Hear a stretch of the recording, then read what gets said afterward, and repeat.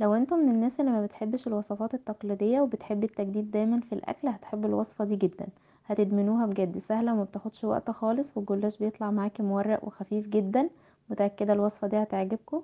تعالوا نشوف الطريقة مع بعض. لو الفيديو عجبكم ما تنسوش تشتركوا في قناتي اكلة مع انوش وتفعلوا زر الجرس عشان يوصل لكم كل جديد مع بعض. اول حاجة معايا طاسة سخنتها على النار، فيها معلقة سمنة معلقتين زيت، ونزلت كده ببصلاية متوسطة. هنقلب فيها كده على نار هادية لحد ما تدبل معانا بالشكل اللي انتوا شايفينه ده. هنزل بفص واحد من الثوم ونقلب بيديها طعم كويس. وهنا هنزل باللحمة ونقلبها كده لحد ما لونها يتغير مع البصل بالشكل اللي انتوا شايفينه ده. وهنا هنزل بالبهارات، ملح وفلفل وسبع بهارات وكزبرة ناشفة وبابريكا ومكعب مرق بيديها طعم حلو قوي. وهنقلب المكونات كلها مع بعض. وهنا هنزل بالفلفل بتاعي، عندي بس الفلفل الالوان كان في الفريزر، وفلفل رومي وفلفل حراق لو حابين.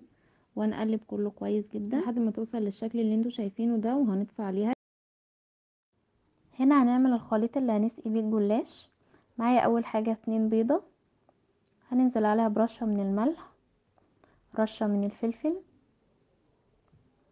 هنضرب البيضتين كده كويس جدا.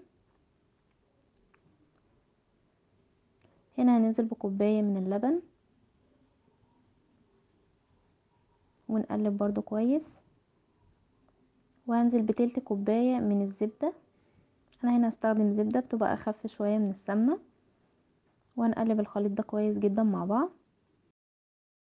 كده الخليط جاهز معايا، مش هستخدم اي حاجة تاني عليه. وعندنا بقى هنا هنجيب لفة جلاش وزنها 450 جرام. هنفردها كده وهنجيب اول طبق فيها ونبتدي ان احنا نغلفها بالخليط اللي احنا عملناه كويس بالفرشة كده كويس جدا، ندهنها وندهن الاطراف وندهنها من جميع الاتجاهات.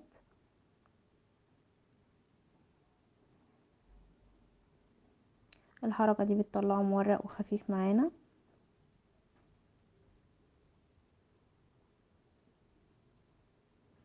ونبتدي ان احنا نحط تاني طبقة، ونبتدي ان احنا ندهن برضو من الخليط اللي احنا عاملينه.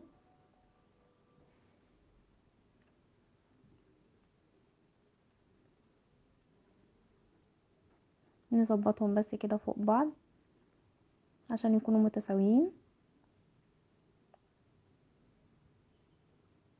وندهن كويس جدا.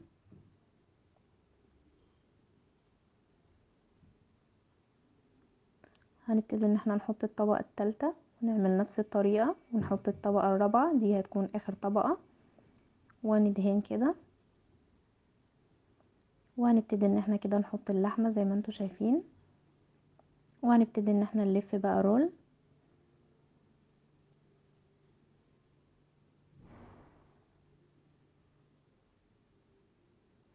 لو اتقطعت معاكي نفس الشكل ده كده ما تقلقيش، مع اللف مش هتبان خالص وما فيهاش اي مشكلة يعني، لحد ما توصل للشكل اللي انت شايفاه ده.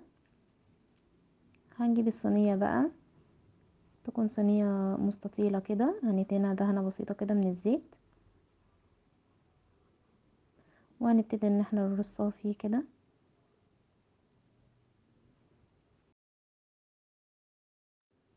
هنا هنفرد اول طبقة برضو. هنا جت معايا طبقتين فوق بعض، مفيش مشكلة برضو هنعملهم بنفس الطريقة. ممكن نعملها طبقتين طبقتين بيطلع حلو برضو. وهندهن كده بنفس الطريقة. اهم حاجة ان الرول الواحد بيكون فيه 4 ورقات من الجلاش، ما نزودش عن كده. هنحط طبقتين التانيين كده، ولو حتة اتقطعت برضو نحطها ونكمل عليها، مفيش اي مشكلة.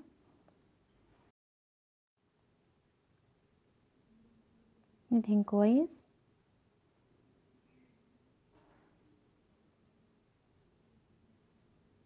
ونحط اللحمة. ممكن كمان نحط على اللحمة رشة جبنة موتزاريلا بتديها طعم حلو قوي. ونبتدي ان احنا نلف الرول برضو.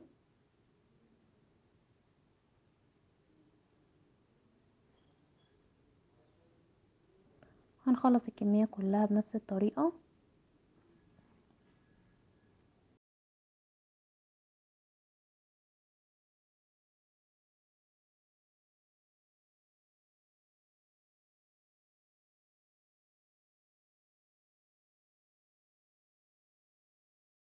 قطعتها كلها كده بنفس الطريقة، وابتدي هنا ان انا انزل عليها بالخليط المتبقي. دي السمنة متجمدة هتسيح مجرد ما تدخل الفرن، مفيهاش اي مشكلة.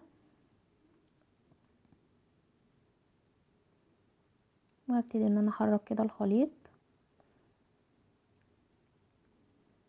عشان الجلاش كله يبقى واخد من الخليط كده. وهبتدي ان انا اديها رشة كده من السمسم. انا هنا حطيت سمسم ابيض.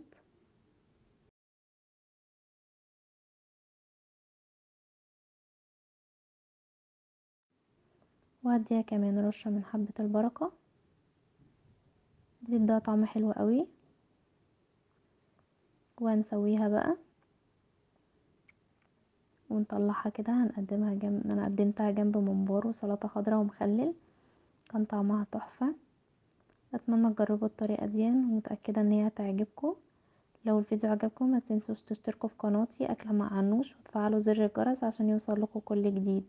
اشوفكم في فيديو جديد، مع الف سلامة.